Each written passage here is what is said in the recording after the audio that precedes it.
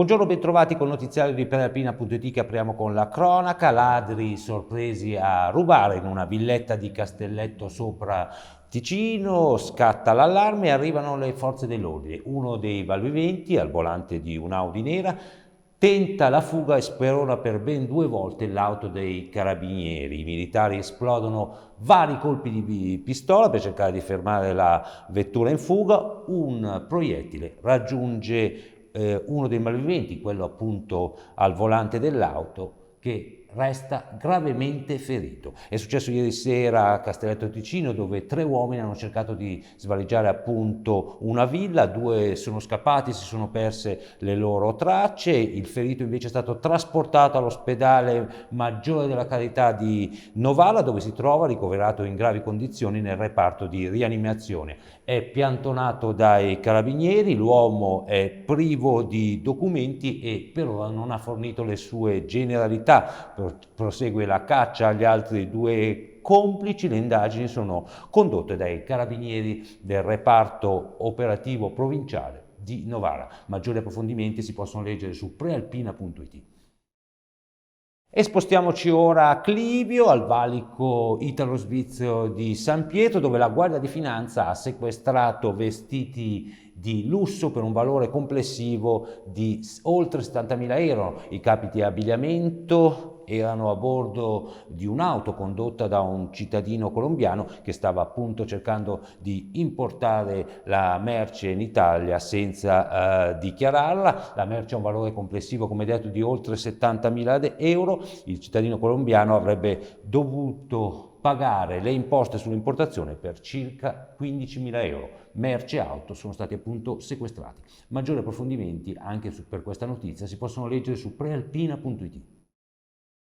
E ora a Lavena Ponte Tresa e Brissago Val Travaglia, dove questa mattina si sono verificati 2 incidenti che hanno coinvolto animali. A Ponte Tresa un cerbiatto è sbucato dal bosco ed è stato investito da una moto. È successo alle 6:30 lungo la statale 233 in località Piacco. L'animale è morto, il conducente della moto, un 54enne, è stato sbalzato a terra, ha riportato per fortuna lesioni non gravi, è stato trasportato in codice giallo in ospedale. E sempre più o meno a quell'ora, 10 minuti dopo per la precisione, a Brissago Val Travaglia, in via Norelli, in una traversa della statale 394, un muflone è stato investito da un'auto. Illeso il conducente dell'auto, danni ingenti però alla vettura, mentre l'animale ha proseguito la sua corsa nel bosco da dove era uscito. I rilievi sono affidati ai carabinieri di Luino. Anche questa notizia si può leggere su prealpina.it.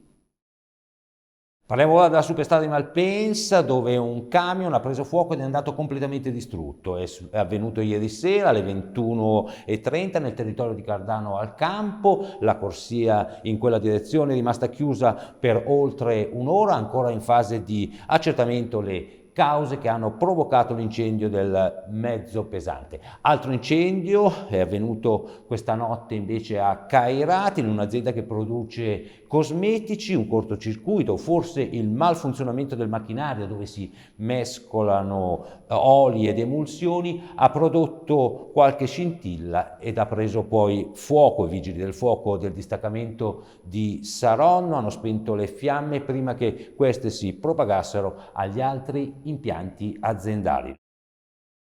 E chiudiamo con Varese, presentato ieri al Salone Estense il libro che racconta l'esperienza del giornale di Varese.